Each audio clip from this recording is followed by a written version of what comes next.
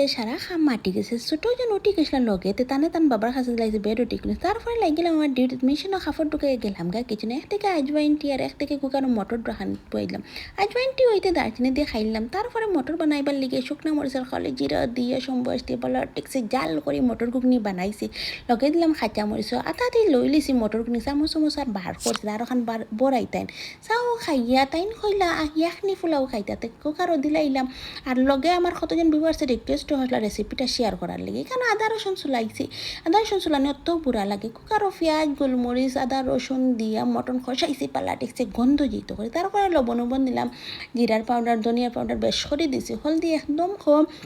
আর মরিচের গুঁড়া একদম অপশনাল তারপরে এলাচি পছন্দ না করে মাত্র দিলাম 2টা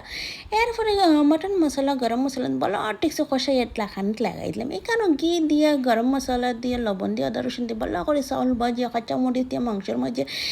চাউল দিয়ে দেখাইলাম এদিন দিসলো দুনিয়ায় লাড়িয়া তুফান কারেন্ট লইয়া গেছে গা বৃষ্টিও দিয়ে দুনিয়ায় ঠান্ডা করিল তারপরে তো বাসন বাড়িব কিচেন নয় আসলাম কিচেন ক্লিন করে এখানে হয়ে গেল আমার ইয়াখনি ফুলাওতে ডিম একটা লইলাম লেবু